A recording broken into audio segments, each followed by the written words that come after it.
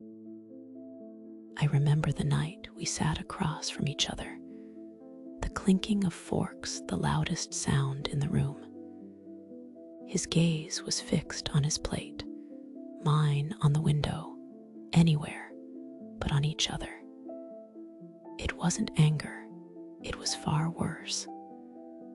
It was the weight of unspoken words, a vast, desolate space that had grown between us, quiet and suffocating. Our lives had become a relentless sprint. Work, errands, social obligations, a never-ending to-do list. There was no room for pause, no breathing space for genuine connection. Patience, it seemed, had become a luxury we couldn't afford. He would often ask me to slow down, to just be with him, but I'd brush it off with a hurried later, "I'm busy." Each dismissal was a tiny brick in the wall growing between us, making me feel unheard and unseen, and creating frustration on both sides. The distance widened with every plea ignored. Then came the night he gently touched my arm, asking if we could just talk for a few minutes, no distractions. I snapped back, "Can't you see I'm trying to finish this? Just leave me alone." His hand fell away, his eyes losing their hopeful spark.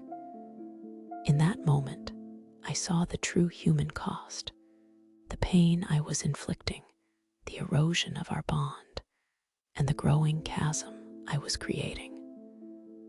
I was losing the person I loved most. He didn't argue, didn't fight back. He just retreated completely. The silence that followed was deafening, amplified by the hollowness in my own chest. I felt completely alone, even though he was just in the next room. A cold dread settled in my stomach. What if I had pushed him away for good? The next morning, seeing his withdrawn face, the spark gone from his eyes, was my wake-up call. The antagonist wasn't busyness or stress. It was my own impatience, my inability to slow down and truly be present. I realized I was actively destroying the very connection I craved. This pattern of shutting down needed to end. My aha moment came when reading about the concept of turning towards bids for connection, a core tenet of Dr. John Gottman's work. It clicked. Patience isn't just about waiting. It's about active presence. It's about consciously choosing to invest in the small moments, to listen fully, to respond with care, even when I feel rushed. It's a deliberate act of valuing the other person above my immediate task. That evening, heart pounding, I approached him. "I'm so sorry," I whispered, admitting how my impatience had hurt him. He listened, his expression guarded, but he didn't turn away. It was a small, fragile opening, a tiny crack in the wall we had built, but it was a start. It felt like the scariest attempt at vulnerability I had ever made. I started small, with daily practices. Before responding, I'd take a deep breath. When he spoke, I'd put down my phone, turn my body towards him, and make eye contact, truly listening. It felt awkward at first, like learning a new language, but I was committed to breaking the destructive pattern of shutting down. It meant choosing connection over my immediate task. If he wanted to talk while I was cooking, I'd turn off the stove for a minute.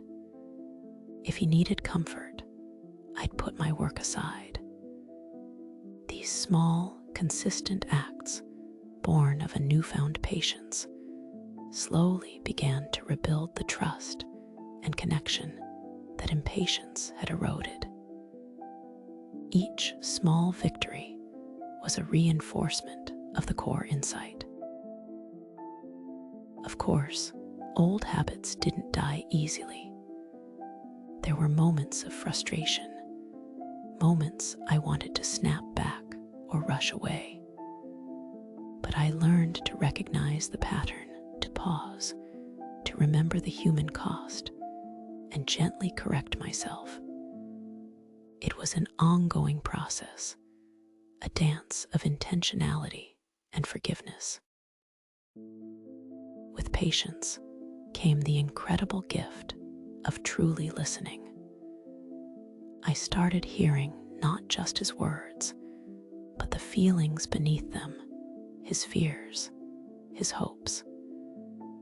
It was like unlocking hidden layers of a beautiful story I had been too busy to read.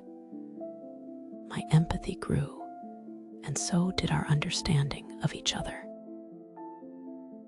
As I became more patient, more present, he began to open up, sharing parts of himself he had kept hidden.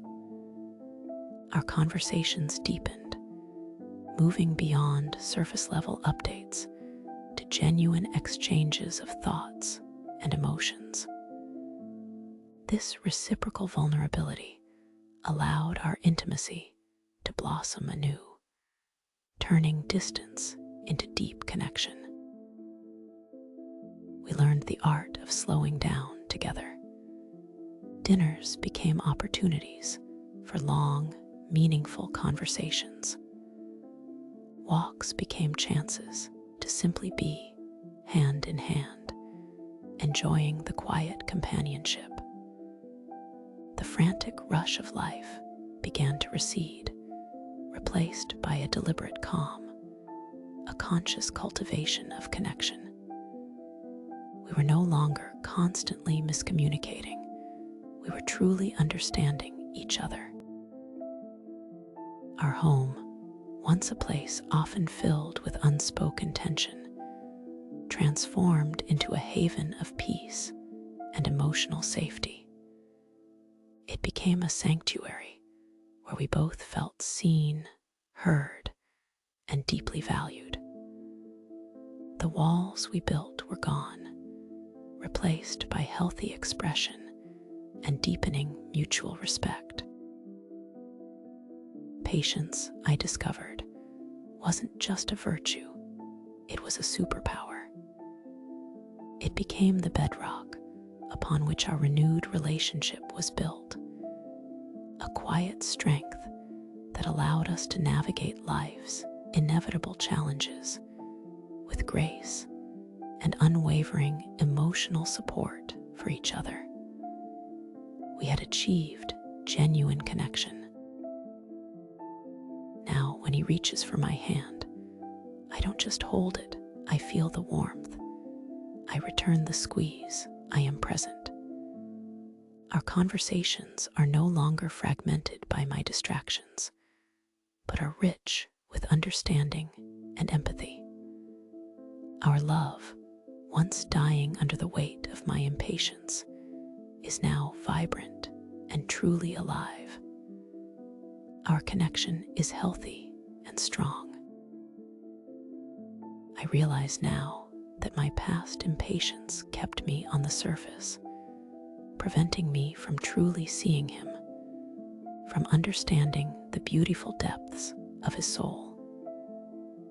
Now, through conscious patience, we share a profound intimacy, a connection built on mutual respect and shared vulnerability. This is the authentic partnership I always dreamed of. The ultimate boon of this journey has been the profound intimacy we now share. It's a nourishing, life-giving connection that brings emotional safety and a true sense of belonging.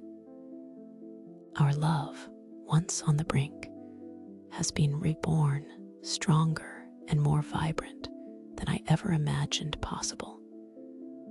This is the triumph of deliberate care and the power of cultivating patience for a better relationship.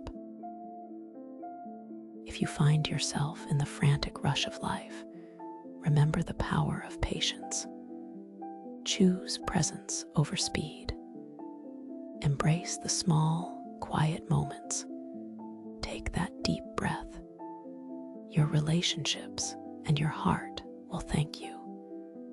Genuine connection, deep intimacy, and healthy communication are not just dreams.